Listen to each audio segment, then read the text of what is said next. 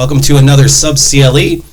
Today, so normally I have people on that are like playing in bands, and they need a place to play. And this person actually has a place to play. It's called The Foundry. It's the owner of The Foundry, Rae Gentry. Hi. Yeah. Thanks for coming down.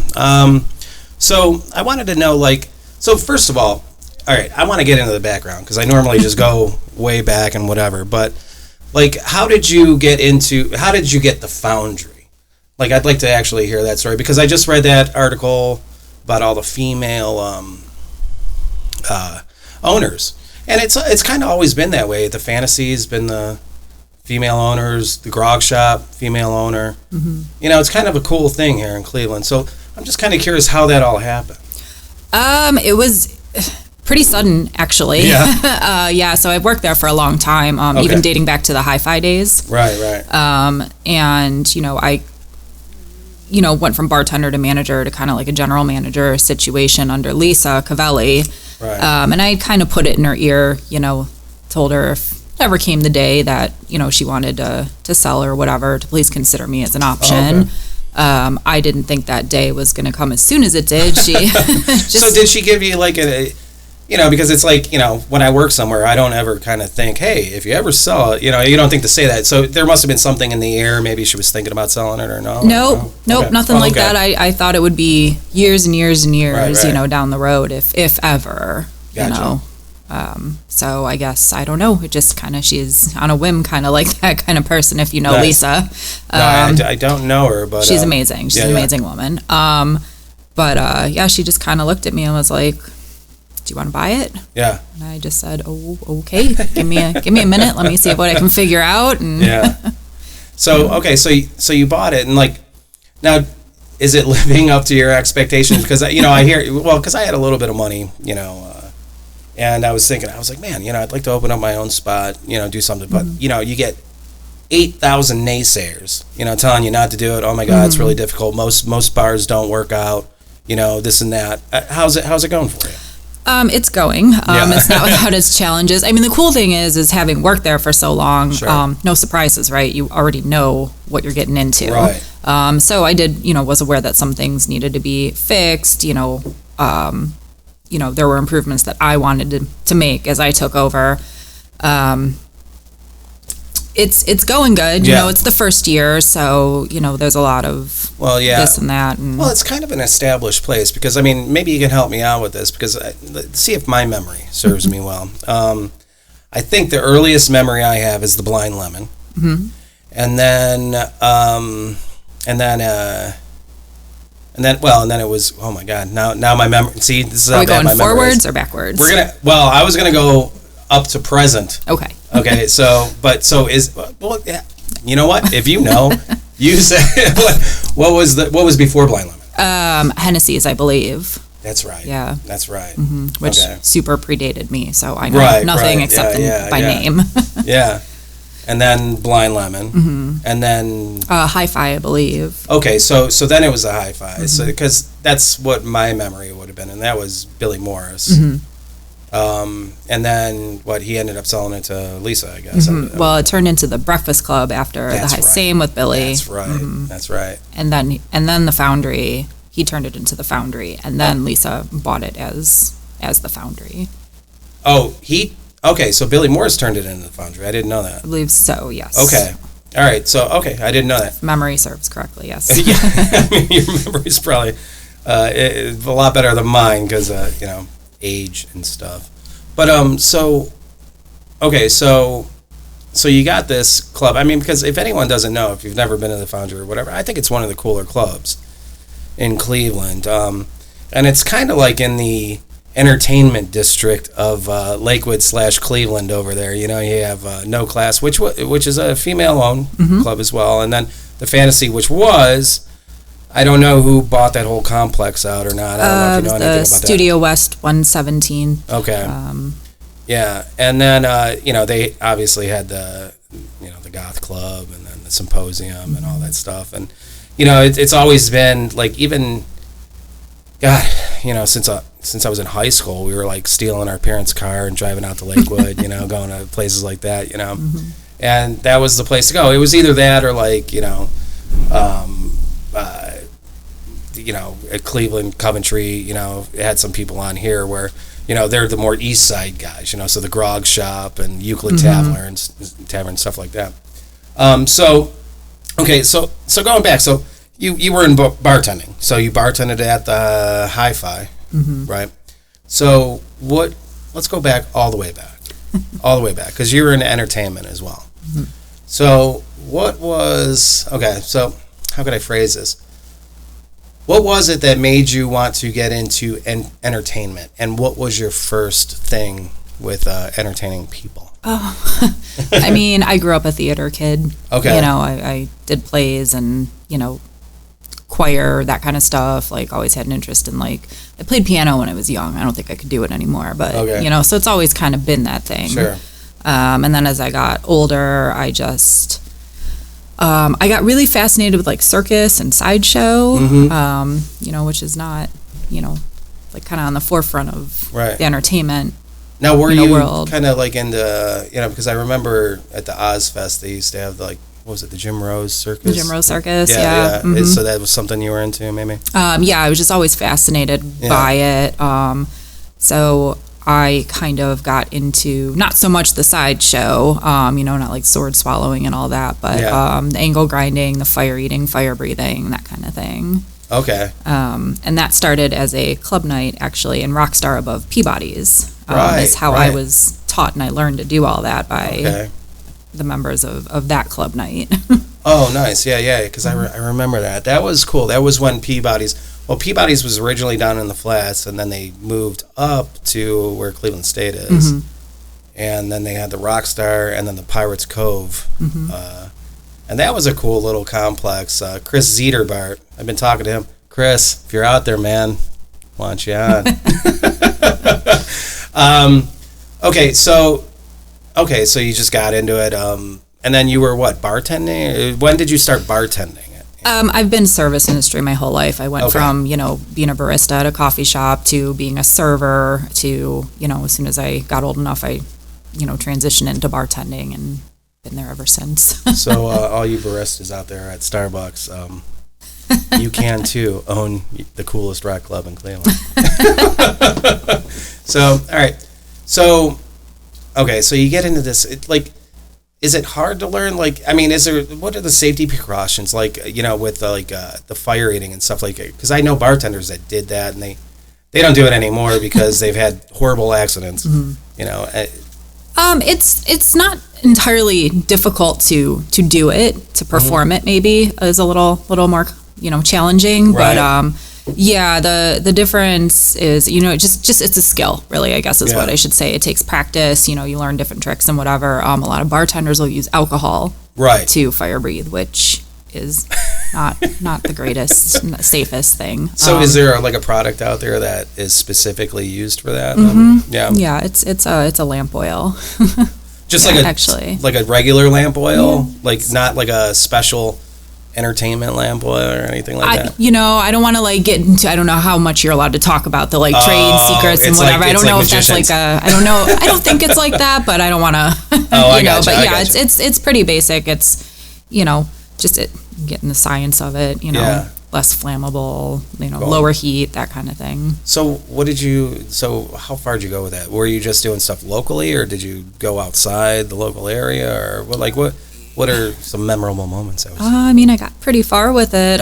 So it started out as that club night, Acid Rain. I was, you know, I think just me and a bunch of other girls were just kind of go-go dancers for the night, more or less. And then, you know, we just learned we were taught, Joe Shaw, who's an amazing, like, special effects artist and whatever, he kind of taught all of us. And then that turned into a performance group outside of... Started as Rain, and then we moved on into another group called Infusion, and that was more of a local thing, but we did more around town. And then myself and another girl kind of split off from Infusion, and we formed Discordia, and we kind of took it in a different direction, and we did more burlesque type, cabaret style. Oh, nice.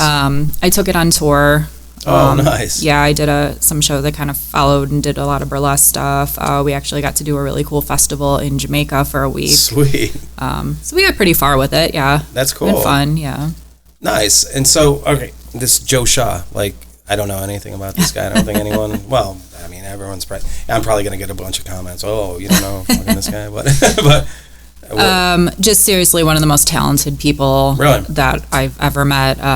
You know, if you dream it, he can make it. Yeah, just like so, just like does he do special effects for like movies and stuff like that? Yeah, he's done that. Yeah. Haunted house stuff. He's done that over the years. He's all over the place. Music videos. There isn't like, I just feel like there's no limit to what he can do. So I just had Jason Panic on here, and he was with the Chippewa Lake slaughterhouse, and then the whole Cleveland Nightmare thing. Is Joe Shaw involved in anything like that? I don't think he's involved in that anymore or ever. I know he's worked with haunted houses. I couldn't tell you which ones, off the top of my head, but I know he went down to Florida for a while and did that. He kind of started the grinding thing, I think, in town with Ground Lift. You ever heard of them? Brandon. No, I don't. Yeah, it's like a whole. So that's a band, or is that the Ground Lift was a band? Yeah. Okay. Yeah, and then those guys all kind of were part of Acid Rain and all that. I came in a little bit after, so I don't know exactly how it started. I gotcha. I think it was just, Chris Z and Christoph from Horror Merch Horror Merch back in the day. Yeah, they kind of started like a DJ night thing. Nice. And we came in later, so. Okay, that's cool. So now, you were saying, would you still do a show? Like, I say I'm retired. Okay. I'm older now. It's, wear and tear on your body, and just being busy. That doesn't mean that you won't catch me at a backyard party, maybe doing some fire breathing, but. Nice. I was thinking that for my own, I was like, if I ever need, for a party or anything like that, because I'll DJ from time to time, but okay. So you're doing this stuff and you're bartending at the same time. So so you might have said this, but where was the first place that you bartended at? So one of my first jobs was actually the Hi-Fi. Okay. I worked there, I think, every other Friday, and then the Richland as well, right in Lakewood. Okay. All right, yeah, because I remember those two, and then was there a Maple Grove? There was, in between, because I can't ever have just one job. Well, it gets old. Doing the same thing, whatever. It's nice to move around and see, obviously it served you well being at the Hi-Fi because now you own the place, right. So I'm this is what I'm really curious about is the club ownership, really, because, it is something that I was in. Well, I like to cook, and I like to make drinks, and, so I loved bartending, I thought it was really good if you're in the right spot, because you get to meet people. It's really interesting, especially if you're in a place like Cleveland. I think is really interesting. It's very underrated, I think, as a city. I don't think so much anymore. I think people are hip to it. Just bartending downtown and some hotels or whatever. It's like you meet tourists. There's tourists now that come to Cleveland. And, it's really cool. And, people downtown ask me, where can we see a live band or whatever? I'm like, you kind of can't downtown really anymore, especially since Peabody's left. There's really no downtown places, but the closest place is, like I like to say, the entertainment district of 117th in Detroit. You know what I mean? I like that. Right. And it really is, you got Brothers right there. You have No Class, like I said. I don't even know. Do you know anything about the new Fantasy Complex? Not really, no. Okay. I know they bought the building behind it, and it's open like it's like a green, like a field house kind of thing. And they do a lot of drag, and, it's kind of like nightclubby. They have a beautiful rooftop patio. Oh, really? Mm-hmm. Okay, well, that's nice to know. I didn't know that. I did hear it was like a lot of LGBTQ, whatever, plus. Yep. And then as far as like the main building, I just think it's under renovation. Okay. So So even the theater I mean, I'm sitting here asking you things. Yeah. I've heard rumors. I don't want to know that I want to spread rumors. You right. know, No, I get you. I'm excited. I am excited to see what what comes of it. Though. That's what I want to hear. Yeah. Just you can leave it vague. Yes. All right. So the hi-fi, now the Foundry. You have any? You want to keep the name the Foundry? Because I mean, it's been through so many names. It feels like you should kind of just rename it every 5 to 10 years. Nope. I think it's great as it is. Okay. So and you guys have pretty good food too. Mm-hmm. I mean, I don't know. Tell me about that because I'm interested because because you have somebody there I think that's pretty known.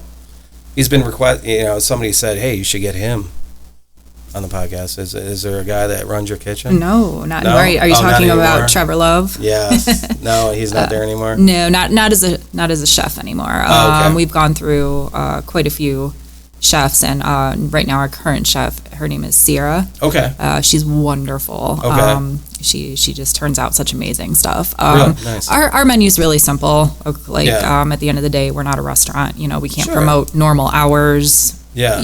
That kind of thing. So a lot of times people are just eating there because it's there and they're at a show. Yeah. So, I came in and we really simplified the menu. Mm-hmm. We also have food pop-ups. My bar manager / bartender, Jason, he does an amazing burger pop-up. Oh, nice. Once a month. It's called No Tex Burger Bonanza. It's on Mondays. Oh, nice. He puts together some really good stuff too. What, do you know anything about these burgers? Because I'm looking for a really good burger all the time, You're going to want to come. It's usually the third Monday of the month. Yeah? Yeah. Oh, so, okay, nice. That's good to know. Because, I think LBM, I think they got, I don't know if you know those guys. Yeah, mm-hmm. Yeah, they're great guys over there, yeah. I think that burger's fantastic. I mean, I don't know if you've had it. I have. It is a good burger, yes. So, I guess... So, yeah, I guess you just got to go to Lakewood because I thought for a while there, too, the Winchester had some pretty good food. Winchester has really good food as well, yes. Yeah. And then, so Scene did this, or you said Cleveland.com or Cleveland Magazine did this article on, the women who run the club industry over there. Yeah, it was the female-owned independent music venues, I think is what it was. Yeah. So do you know all those other owners then? I don't. I mean, Emma and I work together really well. Bouncing ideas and just call them sister venues. They're down the street from each other. I know Kathy and Cindy by reputation only. Right. Definitely look up to them. Yeah. That's that's pretty much I think that's in this environment now. I mean, because there's definitely a big push. I mean, whether it's there's going to be people on both sides. You watch a movie and it's like you have all this Hellraiser. They changed Pinhead to a woman. This and that. There's all this go women kind of thing, which I think is a great thing. Actually, but you get a lot of backlash from that kind of stuff as well. But I think it's really fucking cool that I mean, I don't know how that happened. I don't, just all within that little area, you just have a bunch of female-owned stuff, and I think that has something to say for where society is. And I think, just not only that, but I think just Lakewood in general, it's always kind of been ahead a little bit, don't you think? Mm-hmm. I mean, where'd you grow up? In the suburbs. Yeah. Yeah, I'm actually, I guess more rural. From Columbia Station originally. Oh, okay. But I moved to Lakewood, as soon as I was old enough to get out. Well, it was I think that was, the first place I moved to was Coventry, when I was 18, and then I think by the time I was 21, I was in Lakewood, and it was just, it's such a cool city, man. And, it's so diverse, in a lot of ways. I mean, it's still West Side, but it's definitely not as diverse as the East Side, But it's I don't know. What do you think that is? Why do you think it could have been anywhere. It could have been old Brooklyn. It could have been Brooklyn. It could have been, Rocky River. But why Lakewood? Do you think? I don't know. I mean, I'm going to say just because of the sheer amount of bars in Lakewood, I don't know so much anymore, but, when I moved out here, that's, it's the party town. I mean, right. you can't walk 100 feet without hitting another bar, I know. Yeah, really. Now, one of those bars was the Richland, and they had the music industry night on Sundays, I think. Mm-hmm. And it was like, what, $2 you call it? It's $2 and karaoke, yeah. Yeah. With Hot Carl. With Hot Carl. Hot Carl's been on this podcast. And, I thought that was really successful. Mm-hmm. And it really was like a lot of the industry. And to this day, like a lot of the people I've met there and went there with or whatever, I'm still friends with. Mm-hmm. And it's just a lot of good memories. And like I said, just Lakewood in general, and that's why I was kind of excited to have like a bar owner. Because I actually had Richard Reed on here. Reed Richards. No, that's the Mr. Fantastic guy. But Richard, Richard Reed? Mm-mm. No, okay, because he has a Griffin Cider House.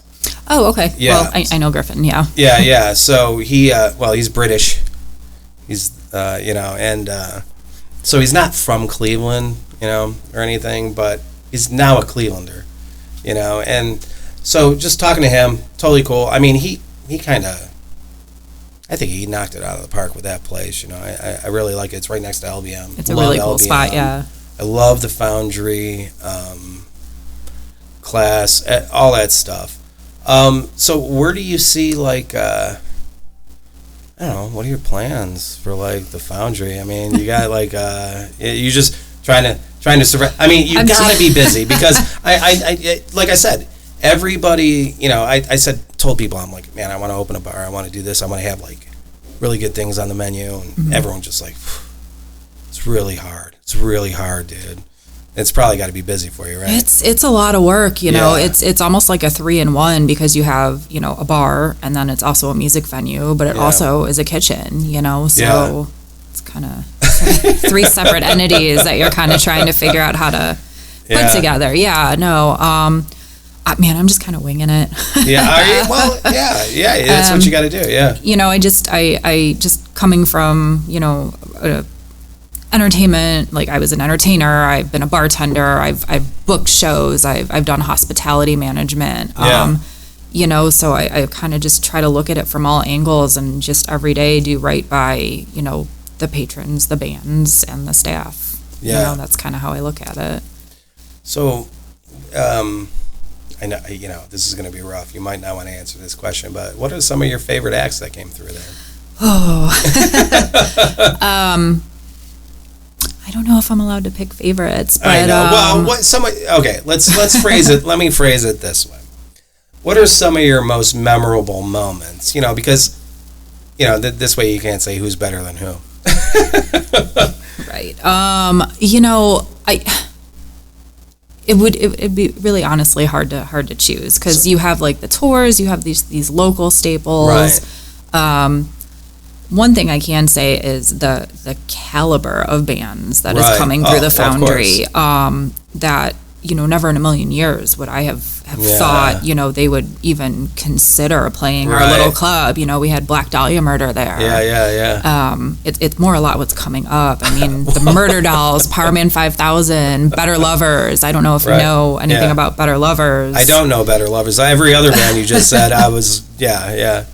But and that's what I said. Like, there's some bands going there right now that I'm like, what? I mean, because how many people do you hold? I mean, 300. 300. Yeah. I mean, I'm doing the same thing. I'm like, what?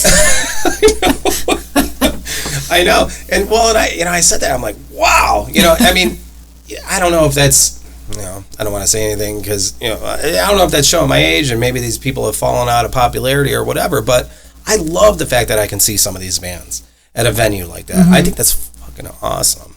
And I think that's one of the cool things that comes with age, maybe. But maybe that has a lot to say too. I'm self-deprecation humor over here, but but but I think that has something to say about the club, though. You know, the reputation that it has, and I think that's part of why I was excited to have you in here, because no, seriously, like, you know, that it to me is one of the coolest clubs in Cleveland, you know, for sure, hands down. And it's like, I mean, I have a lot of good memories, you know, even back to the Blind Lemon, you know. I don't know if I remember Hennessy's. That might be before my time.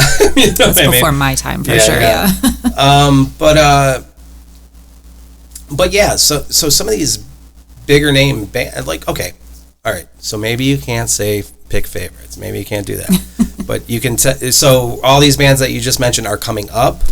Can you mention some of them? Some of them already happened, yeah. So Black Dahlia already played there. We have Better Lovers coming, which, you know, I'm very excited about. Tell me about Better Lovers. So it is the new project of the former members minus the singer of Every Time I Die. Oh. And the singer is sold. And the singer is the singer of Dillinger Escape Plan. Oh. So it's just, man. My mind is just blown. Well, wait, I didn't even know anything about this. And I love Dillinger Escape Plan. Every Time I Die, I got a chance to interview those guys way back in the day with Domain Cleveland. Shout out to Bill Bailey. You know, but that's awesome. I never knew that. That's really cool. So when are they playing? July 18th, I believe the date is. Okay. It's coming up, yeah. You're going to see me there. Well, it's probably sold out. I believe there are a few tickets left still, but yes, it's very close to selling out. So, okay, that's a good question. Like, how do you sell tickets? You go through a ticket broker, obviously, and online. You know, on our Ticket Web is what we've been using. Yeah. Ticket Web. Yeah. Now, how does that work? Because everyone gets so pissed off about, like, you know, ticket sales and stuff like that, Axis and Ticketmaster and Live Nation and all that stuff. Like, how does that work? How do you feel about all that? I'm asking you a question. Putting me on the spot here. I mean, I don't know that there's really any way around it. You know, of course, sure, you could print out tickets, you know, physical tickets. You could have a box office. You know, I've had this conversation with a few people, actually, because it's you know, such a hot topic. It's difficult. Like, there's bigger places, you know, that can stay open and have a box office. We're a small operation, you know, and if we don't have something booked, we're closed. So we don't have a box office. So how difficult would it be? I mean, you're talking to a guy that knows nothing about this. So how difficult would it be to put something on your website to sell tickets through a web? I don't know. I don't even know if you would know this answer. I don't know. I don't know the answer. I don't think it would be that simple, because you would have to, I think, every time you book something and every time a separate ticket link, you know, some sort of program. Right. You know, whereas ticket is, you know, Access, C-Tickets, Eventbrite, TicketWeb, whether it be Ticketmaster, you know, you name it, like, that's literally what they exist for. Yeah, exactly. You know, because I had Dan Call on here, and he was Guerrilla Productions, you know, obviously Peabody's, you know, owner of that, and it was, and he always sold tickets, you know what I mean? I remember going there back in the day. I was like a young kid, you know, we're trying to get our band, you know, and they would just print the tickets right there, but they were all through Ticketmaster, and so I don't know how that worked, but, you know, I just always thought to myself, I'm like, can't you just go to Kinko's and print out a bunch of tickets and then just sell them, you know? I don't know. So I don't know. But that's beyond you. You just book the band. There still is that option to, you know, print the tickets out and have, you know, people sell them, or, you know, but it's just, you know, we live in a digital age now, you know, where everything's online and. Right. So some of the local shows, I mean, obviously it's just you pay at the door. You pay at the door, yep. Yeah, and then and that makes sense. I mean, you know, and our ticket fees being smaller venues, you know, like our size, that they're low. They're under, you know, $5 or under. It's not, is it right? Yeah, it's not Ticketmaster pricing where you know it's $10 to get in for the ticket, and then $40 for in fees. It's intrigue. It really is, because there's got to be like laws and stuff, and there's probably like people that like, I don't know. I honestly don't know anything about it. I'm just sitting here like, thinking about it for the first time, because every time I've ever, I've never done like I've always been local with whatever I've done, So it was like either, playing at the Maple Grove and Nick giving you like, the door, and maybe throwing a little bit extra in, if you felt like it or whatever, or, playing at Peabody's where you'd have to sell the tickets, and, do that. Or if you could just find an opening spot with somebody, you don't have to worry about anything. You just kind of show up or whatever, So, I never really got into that whole, like, business of, like, ticket sales and stuff like that. But, so when you book, like, so is there somebody that books the shows there for you? I work with a bunch of different promoters and booking agencies. I do a lot of the booking myself as well. Okay. So you have a say, like, so even if there's like a promoter or somebody, they'll come to you and you can say yay or nay. I mean, obviously you're going to look at your calendar and say, you're going to make a business choice, Yes. And if it's open, you're going to give it to them probably, right? Or most likely, but most likely. Have you said no? Sometimes if it's not a good fit, I always like I don't want to get myself in trouble here. No. Speak vaguely, please. No, I mean, I would never, turn something down for, anybody. It may be just not a good fit, for, I mean, I think certain clubs kind of, everybody refers to us as like a metal club. Yeah, well, that's true. It sure does seem like that, yeah. And not that I want to, just book metal, but, right. We don't really have like an indie crowd or, whatever. So but I will actually take the time when these emails come into my booking emails, right. This may not be the best fit for you. We're primarily, we do heavier like metal, rock, that kind of thing. Right. But please maybe look at, the Winchester, or, I try to take the time to help them, especially when they're out of town, this might be a better fit for you. Sure.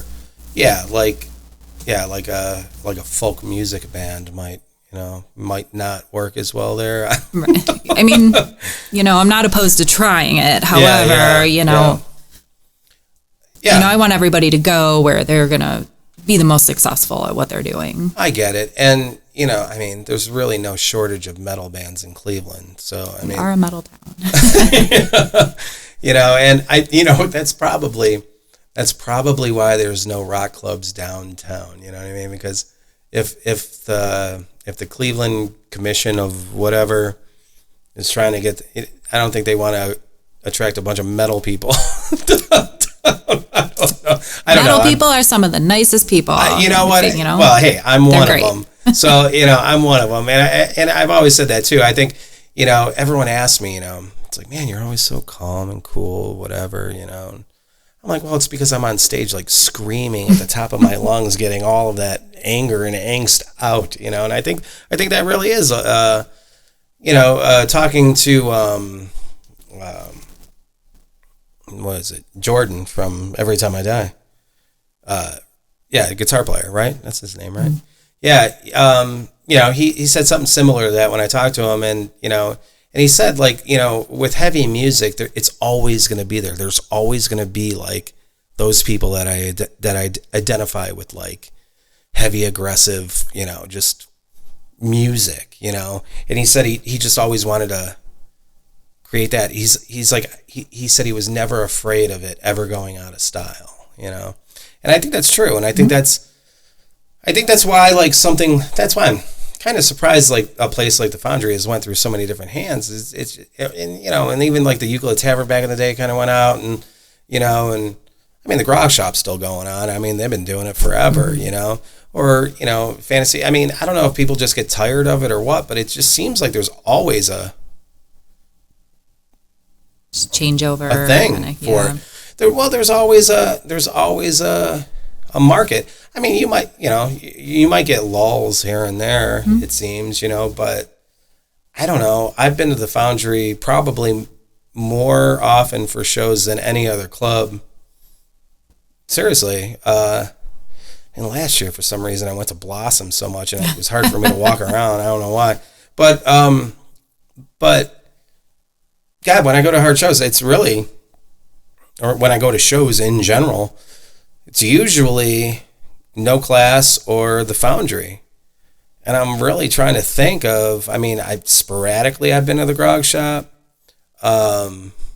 Whereas back in the day, I used to go there all the time. That and Euclid Tavern and Peabody's were the spots, you know. But I really do think, I don't know. Maybe it's just me. It's probably just me. I don't know. But I think the Foundry's got, like you said, what was the name of this Every Time I Die thing? Better Lovers. Better Lovers. I didn't know that. So they have an album out? I think they have a this song. Is my own thing just a song out. It's brand new. Yeah. Yeah. Okay, so it's brand new. Yeah. Okay. And yeah, because I really liked what he did with Max Cavalera and Troy from Macedon. You're talking about the singer from Dillinger. His name is escaping me right now. Sorry. But anyway, Killer Be Killed. I don't know if you're familiar with that band. I'm not, no. Oh, okay, so Killer Be Killed had singer from Dillinger. Sorry, forgetting his name right now. But Max Cavalera and then Troy Sanders from Macedon. And then it was like the drummer from like Converge or whatever. And I love that band. So I'm really excited about this, you know, because I think Every Time I Die is one of the best. I mean, I don't know if... R.I.P. They are no more. They are no more. No, they broke up. I didn't know that. So, I mean, they're brothers, you know, the guitar player and the singer are brothers. They're not getting along or what? Do you date the one guy and you can't say? No, God, no. No, they're actually, they're Every Time I Die is actually my boyfriend's favorite band. So. Oh, okay. Yeah. So no, that's cool. All right, so I don't know. I don't know what else I got. I mean, I think I just like gave you a much praise for the club, and I really like what you do. And like I said, I mean, you know, I've seen you. I've never known you, so it's nice to get to know you. But I've seen you. You know what I mean? And you know, just going to the Richland, and I just had I'm trying to think of the name. They just played at your club. The girl singer, and so which one? I'm gonna cut this out. I know. I wore the girl singer band for her hair because I knew I had a female coming on. I don't know if that's pretentious or what. I have a Lithia coming up. Oh, are they July, playing soon? playing, Yeah, mm-hmm. Good. But no, oh God. They have the song Bright Eyes. John Vincent's the drummer. So John Vincent was just on here. Frail, yes. Yes. That also, the guy that runs the Monday Night Burger, he plays in Frail as well, Jason. Okay. Yeah. That's what I was going to say because dreadlocks. Yes. Yeah, so he would bartend with you at the Richland. Yes, he bartends at the Richland. We've been friends forever. He's one of my best friends, and he's he's such a godsend to me. He just helps with everything. So he's kind of like my bar manager, my general manager, bartender, you know, therapist, drinking buddy. But you know, he plays in, you know, these bands too. He's in Frail. He's in Tomorrow's Ghosts, which is a local band. They're really awesome. They're opening for Power Man. Oh, nice. Well, that's got to be really cool for him, like working at that club, knowing you, having you own it, and then, maybe we can slip on this show. That's awesome. No, I was really impressed. I really liked that Frail show. Like, I thought it was really good. That's actually when I talked to you. To come on this. And John Vincent, I've known him from the Axioma, and then but even before that with Forged in Flame. Forged in Flame, oh God. Do you know those guys? Yeah. I thought Gary Kane, I think he's one of the best vocalists I've ever seen. It's just a shame that not doing anything right now, you know, but, yeah. But no, John Vincent is great drummer. I don't know too much about the other, but I thought that Frail show was really good. And, you know, it's just a lot of people there. And every show that I've been at, like, that's what I'm saying. I was hoping when I asked you, but I know the overhead on a bar and stuff like that, it's pretty difficult, you know, whatever. But every show, I don't know, maybe I'm just going to the most popular shows, but every show I've been to there has been like just packed and really good turnout, you know. I mean, I think one of my biggest inspirations, you know, is Peabody's, and I don't know about you. I grew up in Peabody's, sure. Like just, and it didn't, you know, I mean, obviously bands, you know, came that you wanted to see, but it didn't matter. I just went there to hang out. That's right. You know, so it didn't matter if I knew who the band was or not. Right. And that's, you know, I discovered some of my favorite bands that way. That's right. So that very much is my inspiration, is just, you know, creating this really cool vibe and just a place people want to go, whether, you know, like, I don't think that's a thing that people do anymore. Whether there's a band there or not, right? Yeah. You know, and, you know, so very much look to, you know, how did I grow up? I grew up inside the Hi-Fi and Peabody's. Yeah. You know, and so that's, you know, I want to take the best parts of all of that, and, you know, that's my inspiration for my club. Good. I think that's a great place to end this, you know, because that's exactly what I wanted to hear. Just cut everything else out besides that. No. Everything was great. There it is. Yeah. Rae Gentry, the owner of the Hi-Fi, or you got me saying the Hi-Fi now, the Foundry over in Lakewood. Like she said, a lot of cool bands going there. I really like that place, and I really enjoyed this. It was really cool. Even though I'm asking you questions that you can't answer, you know. But no, thank you so much for coming on. Thanks for having me. Yeah, awesome. All right, SUB-CLE, we are out.